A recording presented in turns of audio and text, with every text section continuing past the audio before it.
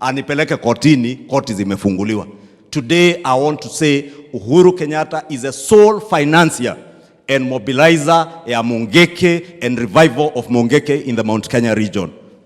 And you think you will use Mungeke to blackmail government, to use Mungeke as a special purpose vehicle for violence, to now threaten government that because maandamano imeisha, you can threaten us with seceding because you now have a militia. We want to remind you, my brother Uhuru Kenyatta, our young men were murdered in their numbers. And you remember the late Mishuki telling us to prepare coffins to bury our sons. Please, don't take the young people of the Mount Kenya region to where they were those years. Na kuna mambo ambayo tunaweza ongea kama ni ya mchezo. After the 2007-2008 post-election violence, Uhuru Kenyatta, you know how many young men from this region were murdered to cover up some of the evil things that were done during the post-election violence. Mnakumbuka wakiambia wamama wetu watawafanya mambo ambayo hata siwezi taja kanisani. You remember how people were being beheaded. Watu wanakatwa shingo, vichwa zinawekwa kwa paper bag. Please, Uhuru Kenyatta, whatever we did to you, do not take us back there. Tunakuomba kwa heshima, kama sio ya Mwenyezi Mungu, ya maisha ambayo ni Mungu hupeana, usiturudishe hapo. Na sababu nilisikia wakianza kuwatisha naibu wa rais, eti mukipitisha your finance bill, mutatuona and we will secede. Tunajua wakati wa maandamano walikasirika sana ya kuwa maandamano ilikuwa ya jamii moja na watu wa hapa Mlima Kenya walikataa kuingia kwa maandamano. Sasa wanatutisha ati wataleta maandamano ingine, watumie vijana wetu, ndio unaona wakimobilize Mungiki. Na uliona hata mtu ameshikwa na bangi na bunduki kwa nyumba yake. Uhuru Kenyatta anatuma Eugene Wamalwa na Kioni waenda wakawatetee. Please, Your Excellency, do not fear. Apply the law without fear or favor. Ndio mulipewa upanga, rais akapewa upanga ya kutumia kuhakikisha ya kuwa the law is applied without fear and without favor. Mambo ya finance bill, watu wetu. Na moja tekeria demoria kioria kanitha inejo kanitha gutioragio cioria.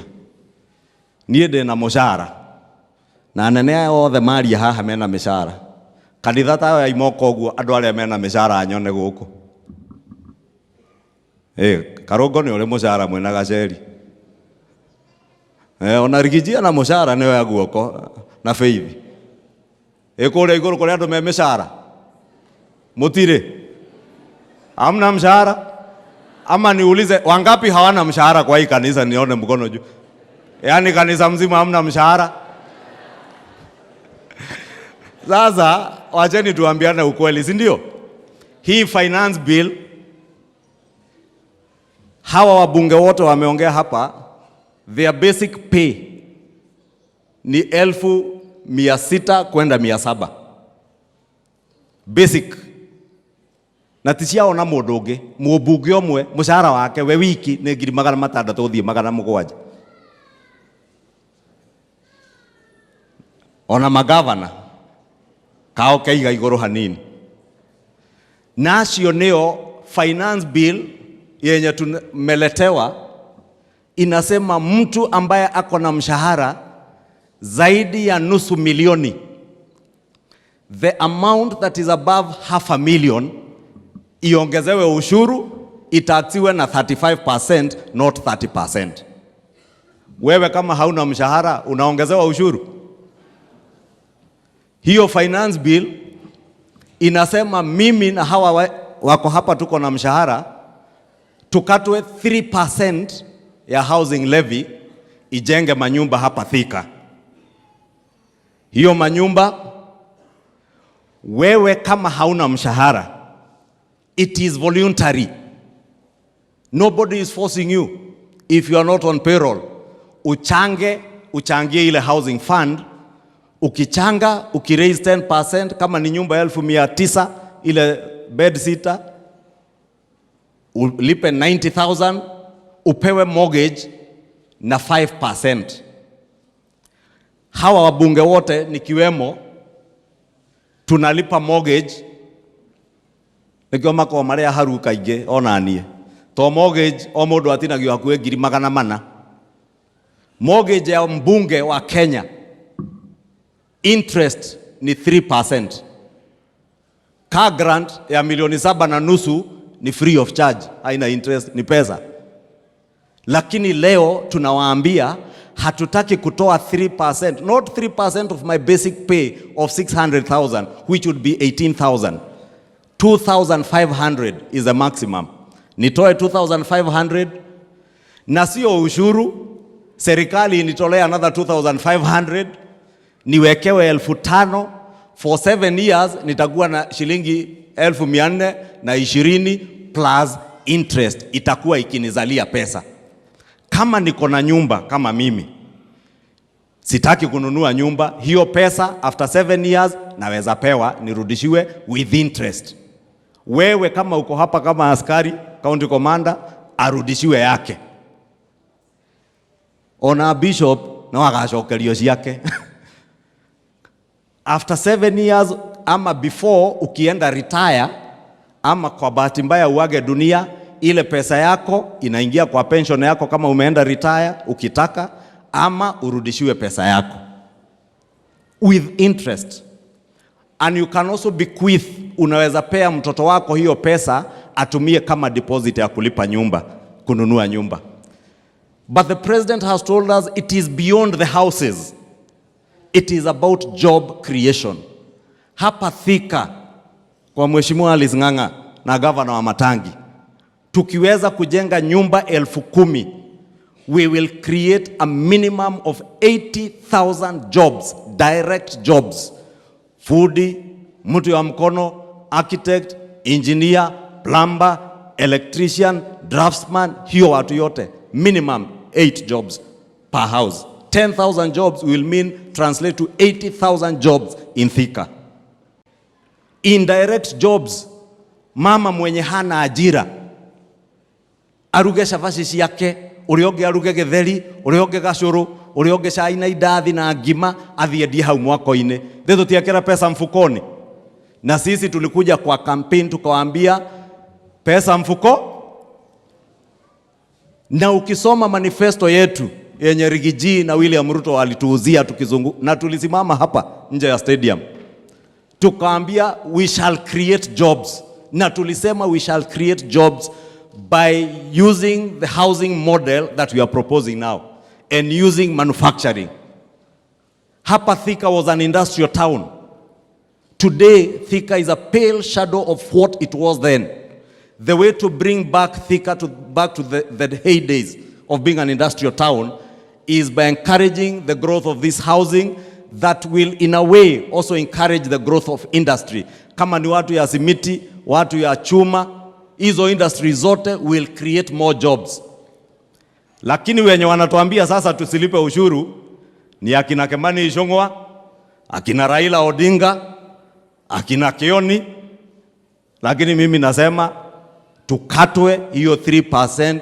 Mimi ningetoa hata 18,000 and I will offer to even pay beyond the 2,500, because if that is what will save our youth, waache kutumiwa kuingizwa kwa mambo kama ya Mungiki. As leaders we must take responsibility and make the hard decisions. And Your Excellency, in closing, I want to encourage you. Be encouraged together with our president to make all the hard decisions so that we rescue the next generation of this country, so that our youth will no longer be misused in gangs and sects like Mungiki. Na ile mambo mnaona ikitokea huko Shakahola. Na nataka nikubaliana na Mheshimiwa Kagushia. Your Excellency, tumesema hata huko tumetoka Baringo na Uasin Gishu. The last handshake regime, close to 600 Kenyans disappeared mysteriously. A number of them, about 200 of them, their bodies were being fished from River Yala, River Tana, wengine mili ilikuwa na tupo Abadea, wengine Savo.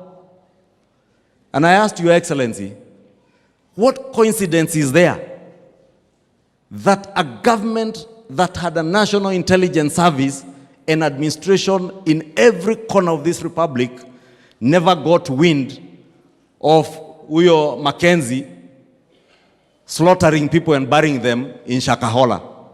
There could be a chance, and we want the CS Interior and DCI, to investigate whether there is a correlation between the Shakahola massacre and the extrajudicial killings that were perpetuated during the handshake regime. Inawezekana ile serikali walitumia maybe Mackenzie kuwasaidia kuficha mili ya wale walikuwa naua kupitia kwa DCI Kinoti. I am not saying it is that way, but it is a possibility. Nikigege getuma ate thirikari miaka hakuhe 8 ndiamenyaga andu makiria magana makiuragwo na magithikagwo. No thirikari yo ekorirwo, it was part and parcel of that massacre. Gyo turauga na ona makiinaina makigeria gukiria Mungiki. And I have said it before without fear of contradiction. Uhuru Kenyatta knows the buck stopped at his desk as Commander-in-Chief. Extrajudicial killings were perpetuated under Uhuru Kenyatta in this country. And that is his fear. He doesn't want us to investigate corruption cases from Telkom. He never wants us to get into state capture. He does not want this government to get into extrajudicial killings. That is why him and Raila Odinga imagine that they can blackmail government to stop government from operating. And that's why, Your Excellency, I want to encourage you and the President, do not fear. The people of Kenya are solidly behind you to make sure that you restore our country to be a country where every Kenyan lives with dignity and every Kenyan feels safe in their country. Ya mwisho, mugiona Uhuru Kenyatta, mumwambie mimi simuogopi, aache kuchoka akinitumia Mungiki. Alikuwa na polisi na jeshi, hatukumuogopa, hatutakuogopa sababu ya Mungiki. Uhuru Kenyatta, hatutakuogopa because you have recruited Raila Odinga to help you with violence to try and blackmail government.